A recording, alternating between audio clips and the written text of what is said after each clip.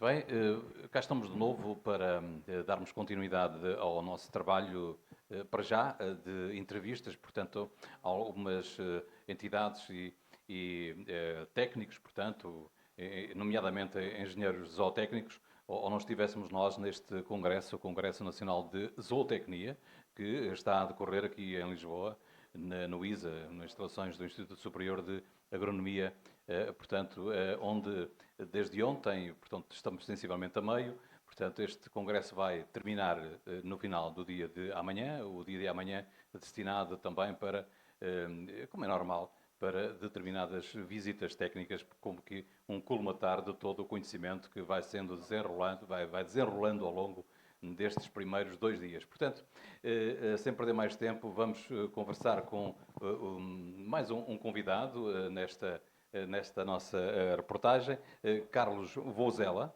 Ele é engenheiro zootécnico, portanto, e também doutorado em pecuária, penso eu. Portanto, engenheiro Carlos Vouzela, da Universidade dos Açores. Seja bem-vindo aqui à nossa entrevista. Agradeço, antes de mais, o convite que me foi feito pela Voz do Campo, estando aqui disponível para falar junto de vocês tudo aquilo que vocês acharem conveniente relacionado à área da zootecnia e onde eu possa prestar alguns conhecimentos meus ou algo que vocês necessitem saber relativamente à agropecuária dos dias de hoje a nível nacional e internacional. Então, vamos a isso.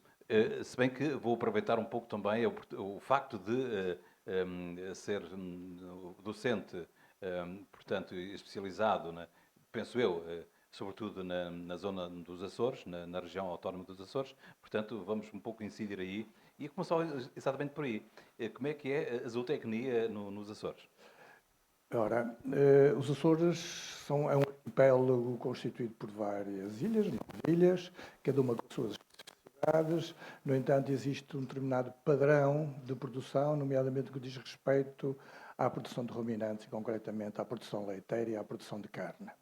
Normalmente utiliza-se a produção de forma extensiva, utilizando as características edafoclimáticas naturais dos Açores, que permitem termos pastagem durante todo o ano, melhor em determinadas fases, em determinadas altitudes ao longo do ano, e que faz com que haja uma certa migração, muitas das vezes, dos animais de terrenos para outros terrenos, consoante a abundância de pastagem, de acordo com a estação que estamos naquele momento a passar. Portanto, é um facto, desde logo, e começaríamos por aí, o mosaico, em termos gerais, o mosaico nos Açores é diferente do mosaico do continente? Completamente. O sistema de produção é muito diferente, enquanto que aqui prepondera nesta área da produção animal, concretamente a produção leiteira e a produção de carnes, uma produção indoor, fundamentalmente, com exceção ali da região do Alentejo, que é de uma forma mais extensiva e mais até para a produção de carne. Nos Açores nós temos um tipo de produção muito vocacionado para a pastagem, suplementada com outras forragens e adicionado algum concentrado nas alturas da ordenha, mas é esta especificidade que nós temos em termos de pastoreio que vai dar aos nossos produtos determinada qualidade alimentar, nomeadamente ao nosso leite, ao leite dos Açores, nomeadamente aos nossos queijos, aos queijos dos Açores e, neste caso também em concreto, à nossa carne, a carne dos Açores, que é produzida fundamentalmente à custa de erva, que se vai repercutir depois em termos de qualidades nutricionais ao nível dos perfis de ácidos gordos. Também conhece naturalmente aquilo que se faz no continente, portanto, e aí poder fazer então esta relação, não é? Perfeitamente, pois por eu conhecer como é que é a produção daqui do continente, não esqueço que eu sou de cá, mas que já vivo há muitos anos nos Açores, há 30 e poucos anos, e portanto a minha ligação umbilical mantém-se aqui também ao continente, mas o que diferencia precisamente os produtos, e hoje cada vez mais em termos de grandes superfícies, se faz a chamada de atenção aos produtos açorianos e que faz com que haja um nicho de mercado muito específico que tem apetência pelos mesmos. E o trabalho em si, portanto, a atividade de um zootécnico, e permita-me que eu continue um pouco ainda Sim, com certeza. portanto, neste assunto, portanto, frisando um pouco algumas diferenças que possam existir entre aquilo que se faz no arquipélago dos Açores e, portanto, no continente. O que eu lhe perguntava é se o trabalho, a azáfama, a tarefa, portanto, a responsabilidade de um zootécnico nos Açores, se é diferente ou não daquela que acontece aqui no continente. A responsabilidade é igual. A função do técnico é precisamente colaborar, apoiar em termos teóricos, em termos práticos, os empresários agrícolas.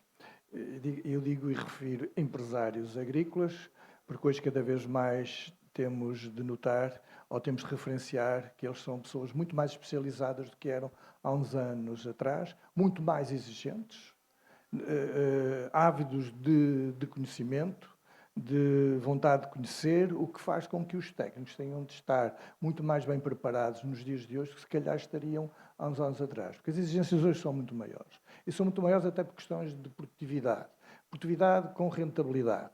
E, não esquecendo essa rentabilidade, sem prejudicar as qualidades de bem-estar animal, porque hoje cada vez mais se criam, à volta da produção,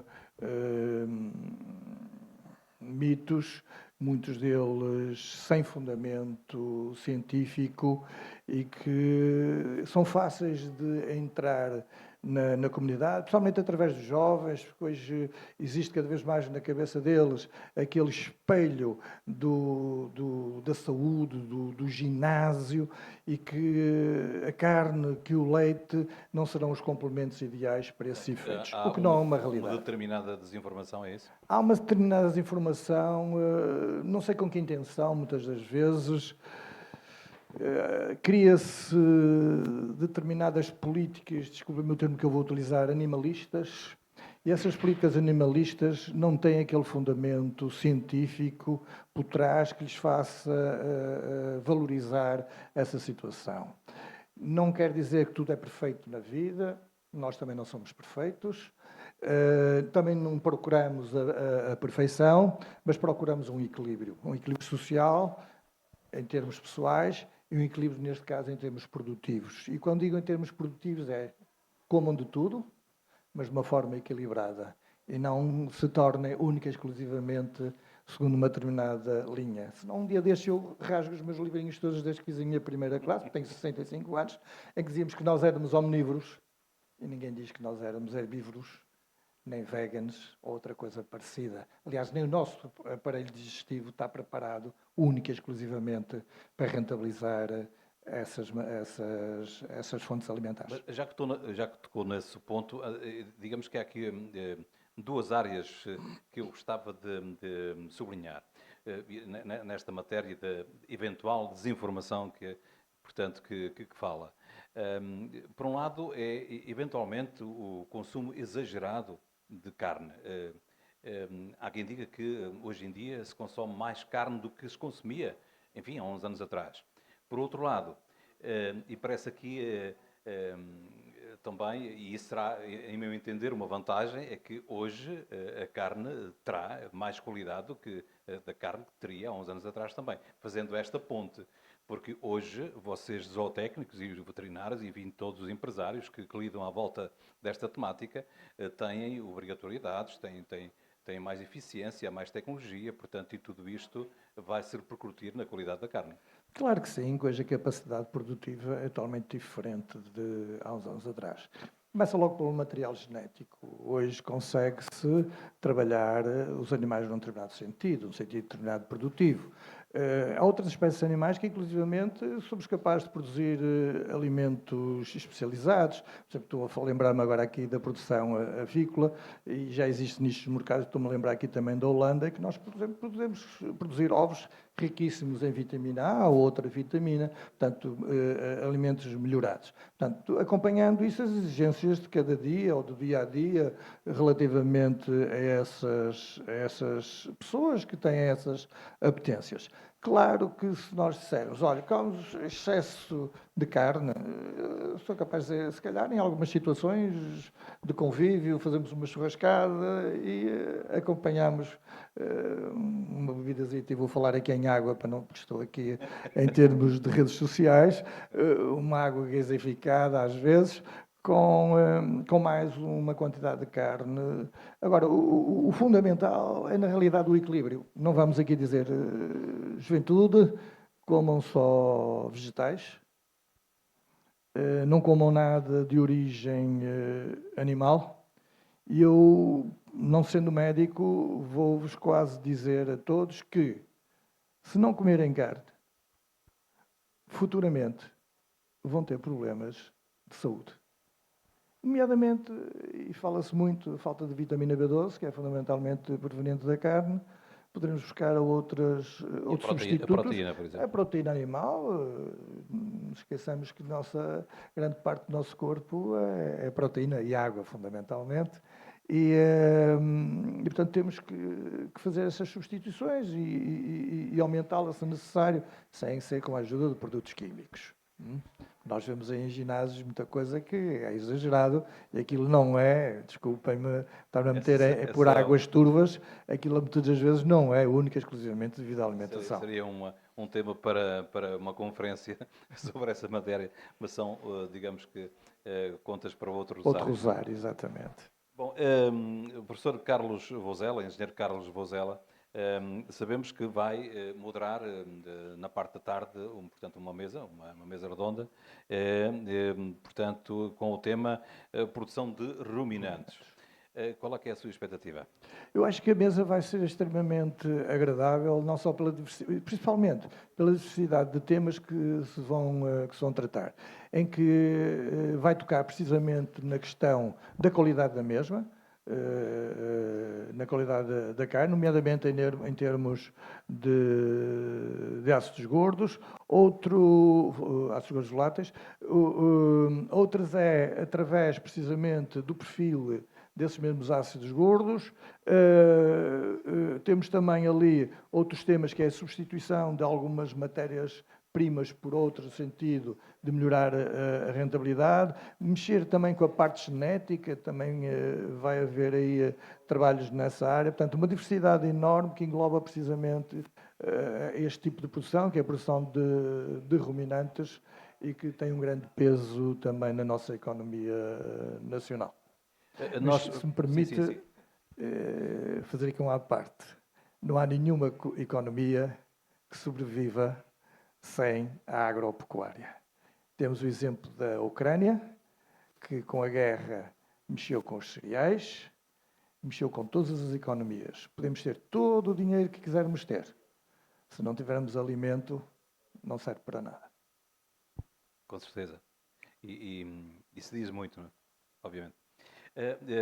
Voltando aqui, portanto, a esta mesa redonda que vai moderar, portanto, e não só, portanto, todos estes trabalhos que estão a desenvolver-se aqui neste congresso, nós temos oportunidade de verificar que há toda uma série de pósteres colocados à disposição ao longo dos corredores deste edifício, portanto, pósteres esses que são, na verdade, portanto, dizem respeito a muitas investigações têm vindo a ser feitas.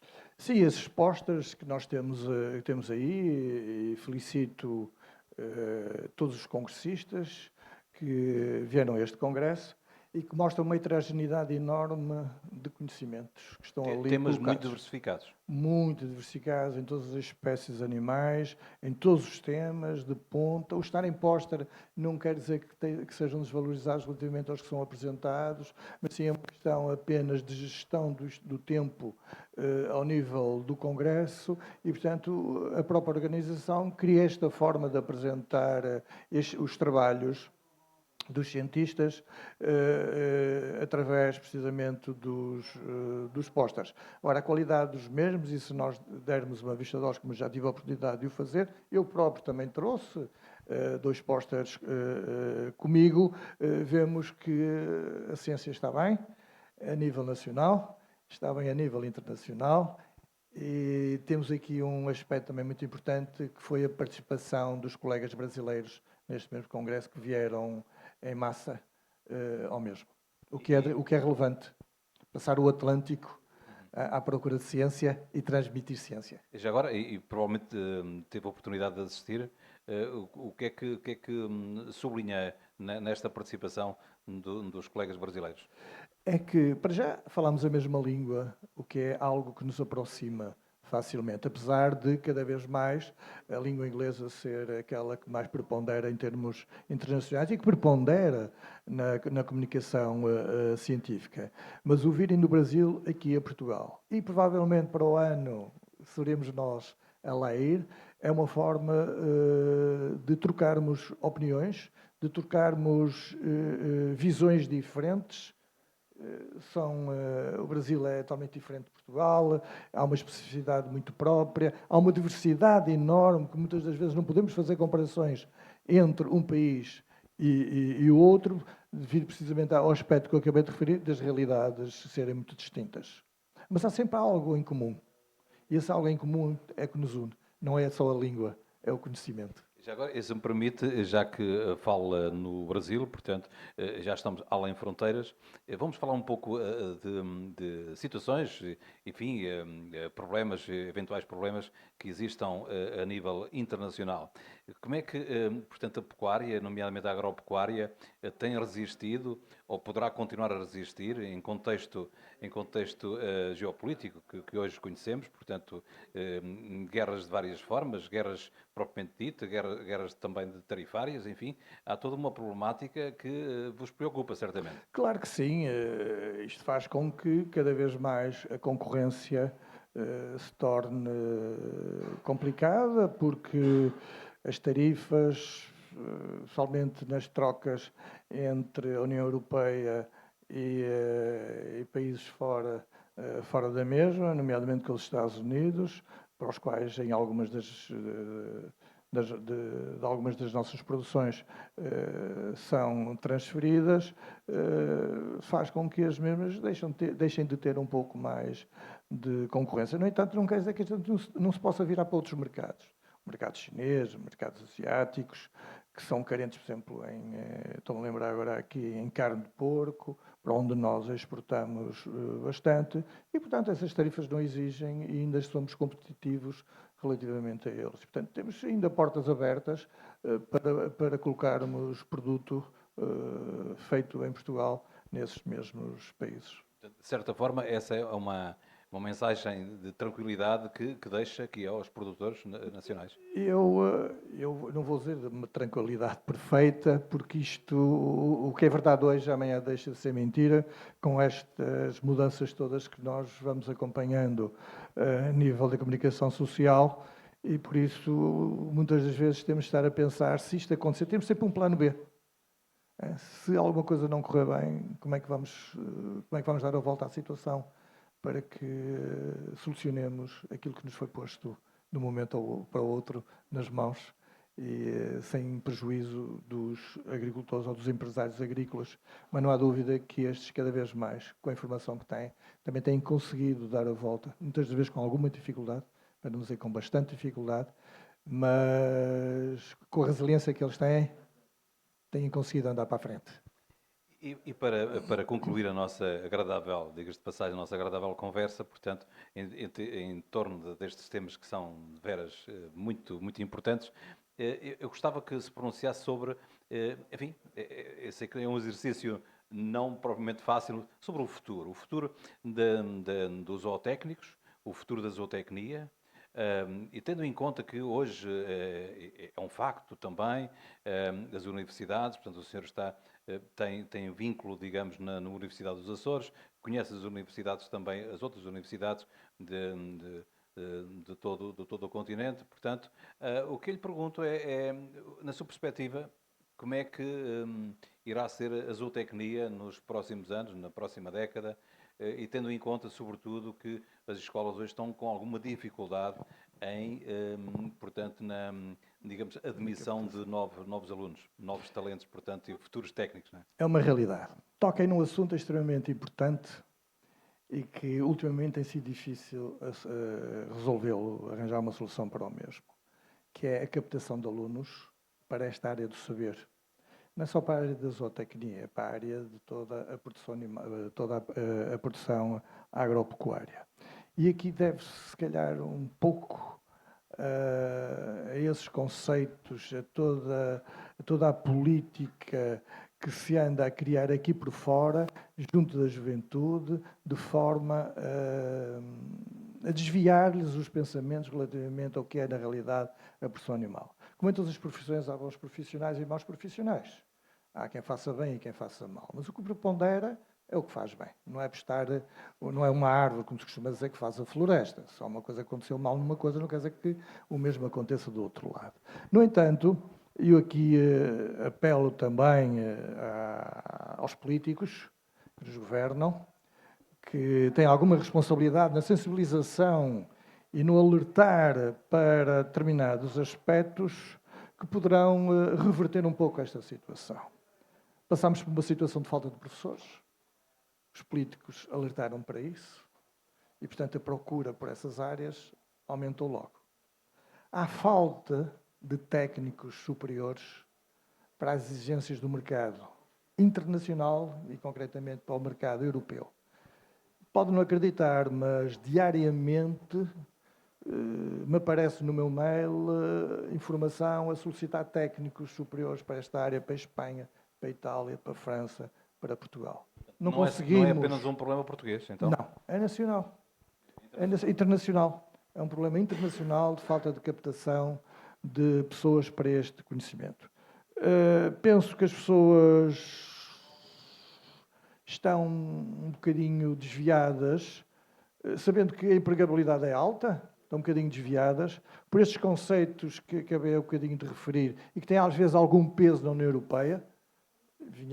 Vou aproveitar aqui para dizer precisamente um aspecto. A União Europeia acabou de dizer e acabou de afirmar: comam carne. Havia aí um conceito que a União Europeia não queria que se produzisse carne. Não. Ainda agora, recentemente, há pouco tempo, a União Europeia veio aconselhar a que as pessoas comam carne. E, portanto, se para comer carne, para produzir com qualidade, há necessidade de haver um know-how para que assim o consigamos fazer. Esse know-how é dado pelos técnicos, é dado pelo engenheiro técnico, é dado por outras profissões que estão também dentro de todo este ciclo de produção, desde o pessoal que se dedica ao bem-estar animal, ao que se dedica à produção e ao que se diz que se dedica à parte da sanidade animal, e é conjugando todos estes fatores que nós conseguiremos levar a bom termo e se calhar mudar um pouco a filosofia alimentar ou dietética das nossas pessoas, dos nossos jovens, fundamentalmente, contrariando aquilo que hoje se tenta fazer de uma forma desvirtuada. Eu tinha dito que era a última questão, mas apetece-me fazer uma outra, também neste contexto. Frisou aí que a culpa também ou pelo menos chamou a atenção das entidades governamentais para olharem para esta situação. Mas eu pergunto também, as escolas também terão alguma culpa, ou melhor, eu não diria assim de forma tão direta, mas as escolas deverão ter mais atenção nos seus programas, na sua forma de estar perante os novos alunos? Isto é uma realidade que acontece permanentemente, de uma forma geral, em todas as escolas.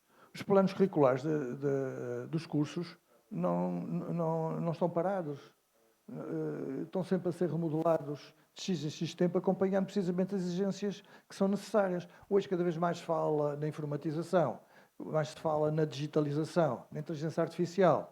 E nós hoje já relacionamos os nossos cursos. E as escolas estão apetrechadas tecnologicamente para estão a ser apetrechadas através de PRRs que agora houveram e que, através desses PRRs, as escolas têm estado a trabalhar também nesse aspecto da digitalização e da introdução de disciplinas de inteligência artificial que possam acompanhar precisamente a produção agropecuária, ou seja, fazê-la de forma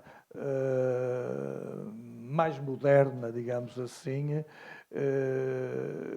Se vai dizer se vai dar resultado ou não, só o tempo o dirá, mas como as escolas não param, os planos curriculares não ficam parados, vão sendo remodelados, vão sendo sempre ajustados às realidades do dia a dia e daquelas que futuramente a gente pensa que irão aparecer. Muito bem. Professor Carlos Vozela, engenheiro zootécnico, muito obrigado por estas suas palavras aqui na nossa salinha de entrevistas. Uma vez mais, quero-vos agradecer o convite que vocês me fizeram e continuem com o papel que têm estado a desenvolver até os dias de hoje. Vou quase dizer-vos que vocês, se calhar, são os primeiros ou serão os únicos que mais se interessam por esta área em termos de divulgação. Lamento que outros programas como o vosso não sejam implementados, nomeadamente na comunicação social mais vista, que é a televisão nacional, que antigamente eles tinham o privilégio de fazer um TV rural e parece que não, dava uma perspectiva, exatamente, dava uma perspectiva da realidade produtiva a todo o mundo, ao cidadino, e ajudava o mundo rural a desenvolver-se. É que muitas das vezes na cidade não se sabe como é que as coisas são feitas na realidade. E daí sair deturpadas. É um facto. Muito obrigado pelas suas palavras. Muito obrigado. É sempre muito confortante ouvir, portanto, e vindo de pessoas que estão completamente por dentro, que são pessoas avalizadas nesta área da agricultura e, em particular, da agropecuária. Portanto, foi esta entrevista muito interessante aqui com o engenheiro Carlos Vozela, da Universidade dos Açores, que também está patente aqui neste Congresso Nacional de Zootecnia a decorrer em Lisboa, no Instituto Superior de Agronomia. Nós voltamos daqui a pouco com outras entrevistas. Até já.